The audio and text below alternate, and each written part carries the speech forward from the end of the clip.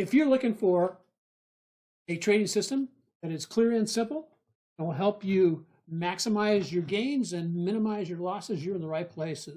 Hi, this is Dennis Wilburn, the Active Trend Trader. Welcome to today's session of On the Radar. I'm glad you're here. We've got a lot of stuff to cover, as you're very much aware. The market kind of continued its meltdown today. However, it did do a fairly nice reversal after the day was, partway through. And so let's take a look at what's going on with that. Again, if you are wanting to find out more about the active trend trading system, up here in that corner, you will see a little eye. Punch the eye on YouTube, and you will basically provide you some more information about it.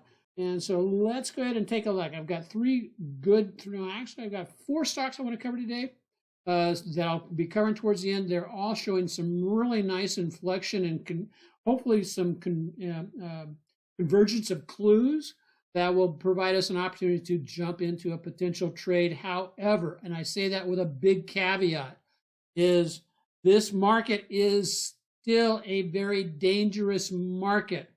Why? Well, let's get into that right now.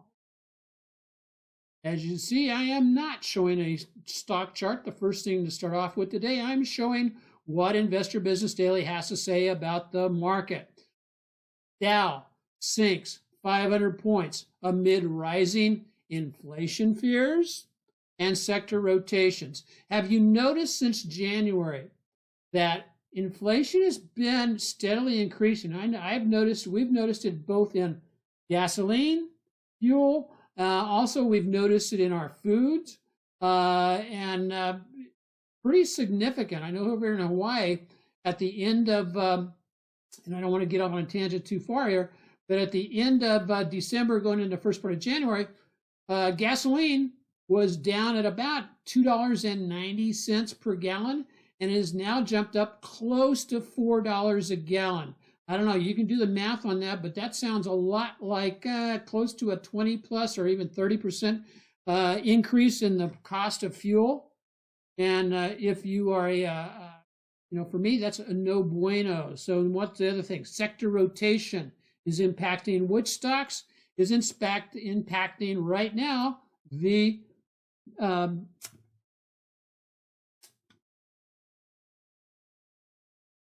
tech stocks. And so let's jump in and let's take a look first at the S&P. Hold on just one second. There we go. And in case you are joining us, and hey Steve, or Bobby, thanks for joining. Hey, here's what we've got going on, guys. I've got a really big, nice hammer on the S&P, on the spiders is what I'm using to reflect the S&P right off a level of good support, as you can see here. This is the 34-day moving average. At the same time, though, while I have a reversal signal, that being the hammer, it's reversing a one-day downtrend, actually. So those typically tend not to be very reliable. However, I still have to take it in consideration. It has carved out where support is. The other side of this coin that we want to be aware of, though, is this price action intraday undercut that low there. So what do we have? We have the first ingredient in a new downtrend, and that new downtrend being a series of lower lows and lower highs. So my first intraday lower low is in place.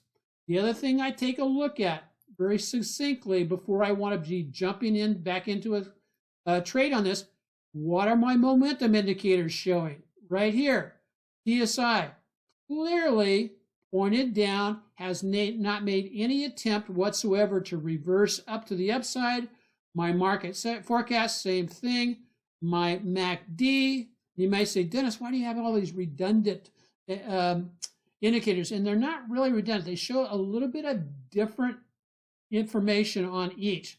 However, as long as the momentum is pointing down, and I do not have a bullish reversal signal, such as a candlestick or off of strong support, I'm not going to basically be taking a trade. Matter of fact, if you want to, a great way to save money when you're trading is don't try to trade the first lower low. Let the pattern define itself and then plan a trade moving forward from there. So that's what we've got with the S&P. Now, normally I don't do the Dow. However, if the Dow was significantly down, let's take a look and see what, because if you remember, the Dow yesterday, the diamonds to represent the Dow. What took place?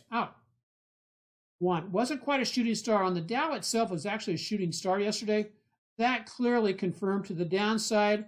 However, where did it go? It went right directly to a level of dynamic support based on the moving averages. That's the 20-day, basically stopped.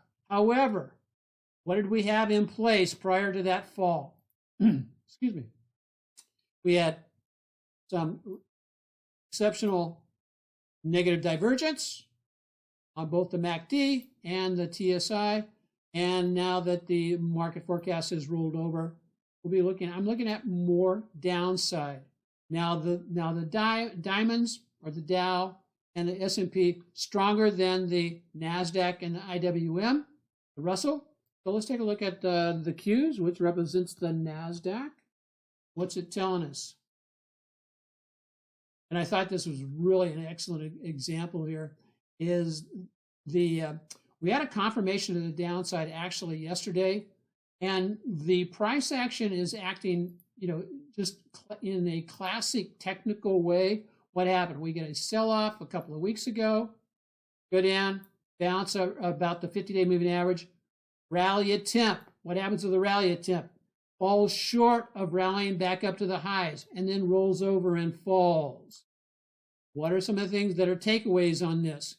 Is one, isn't it interesting? I measured a Fibonacci extension that was from this high here. And I did this yesterday to give us an idea where it might be going up to, so from this low, from this high to this low, back to this high.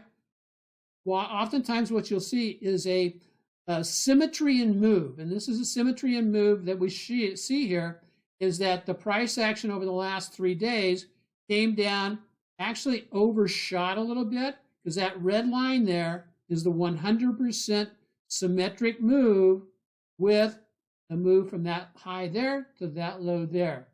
So it stopped there.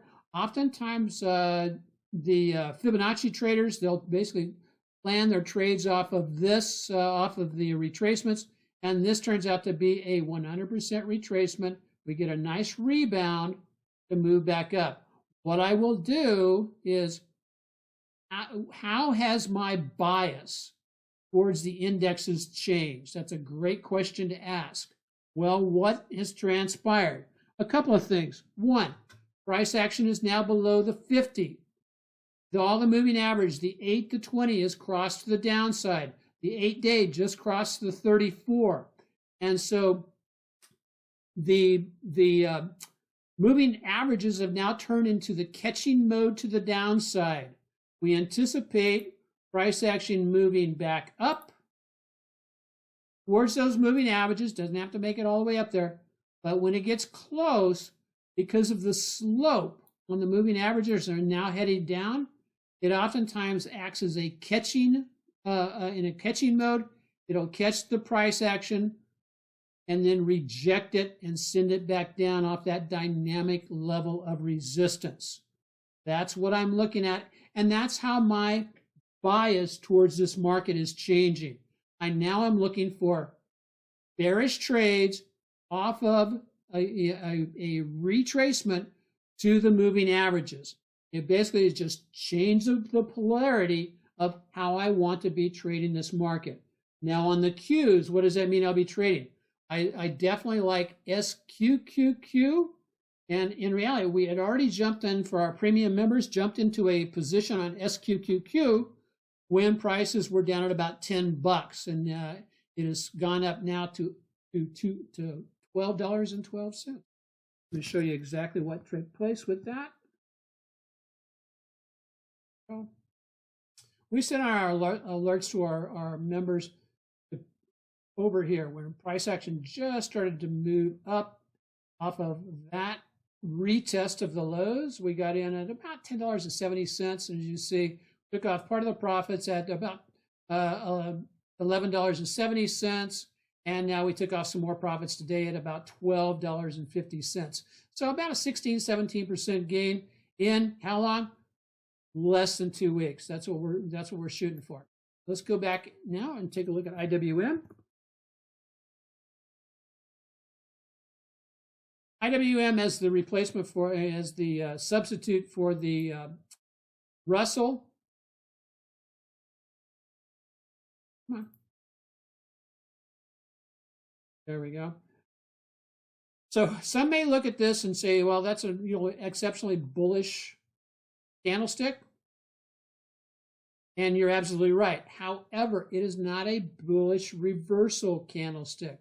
What are the things that are still against this being a recovery, well, being a upside move? One, momentum still facing down on all three of those indicators. Longer term, what's going on with the weekly chart? Same here.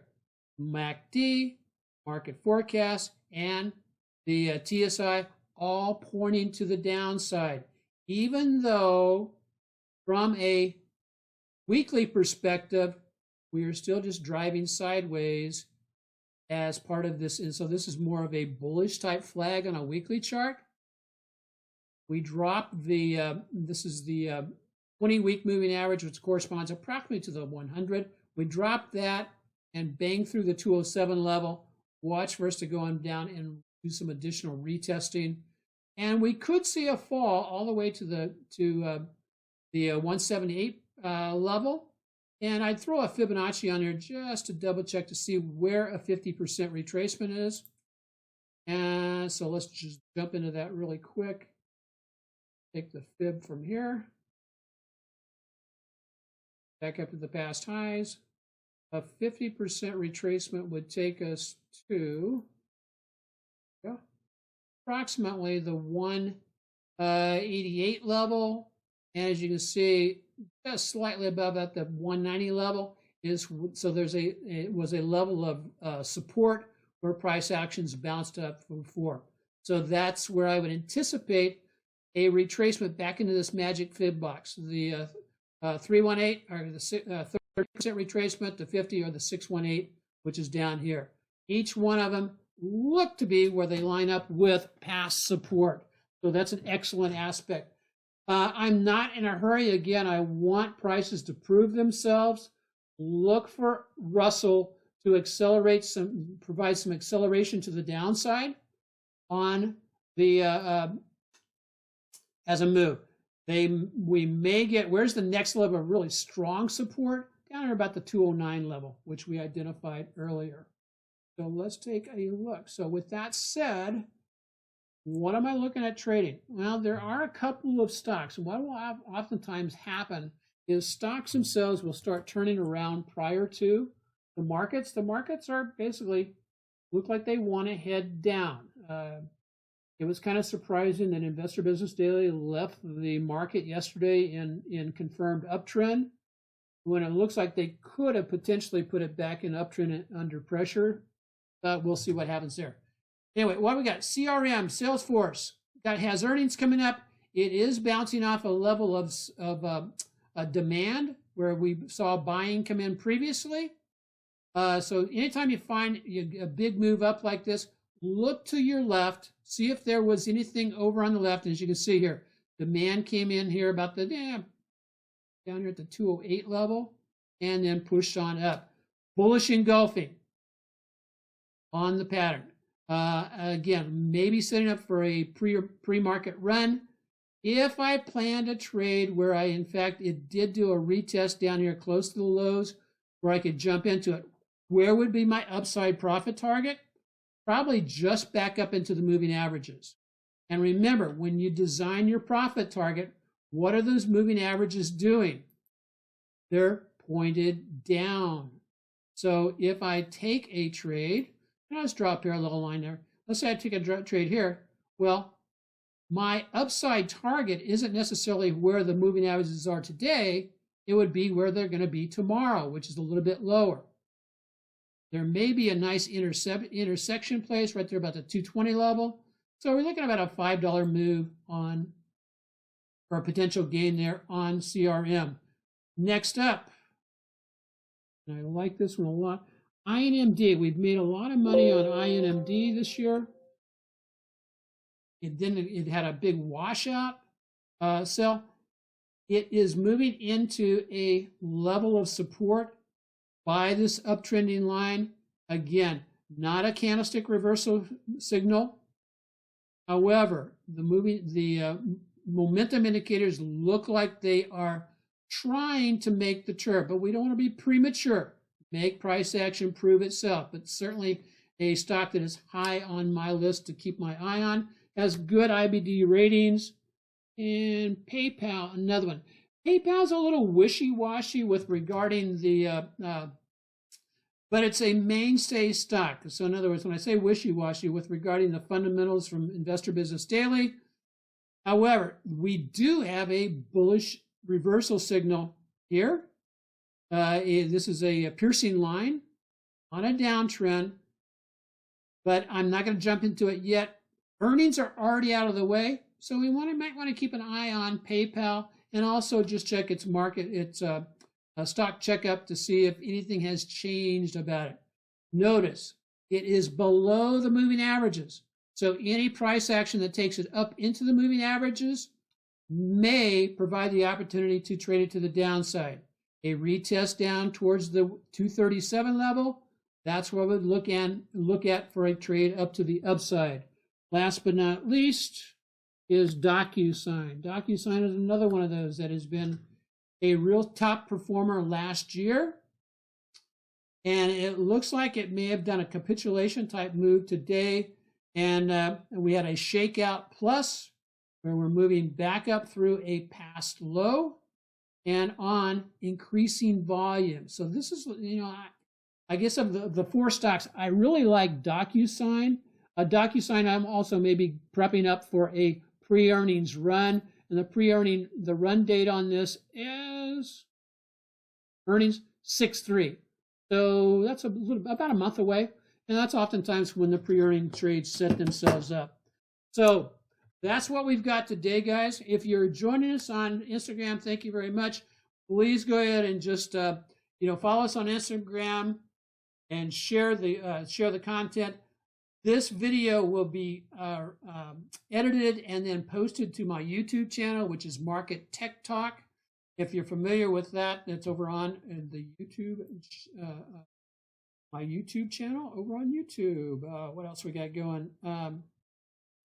If you are not a subscriber yet, please go ahead and on YouTube, hit the little red button, hit the bell, and give us a thumbs up there also. If there's a stock you would like me to take a look at and do a analysis on, I'll be glad to do that, but you have to put that in the comment section over on YouTube, and I'll take a look and I'll be glad to say, hey, here's what I see going on with that. So that's what we've got for today. I'll wrap it up. And with no further ado, I will say aloha. God bless everybody. And be standing by for our next video because I'm going to be talking about the convergence of clues, which is how to tell when it's time to jump back into the market. Aloha. God bless.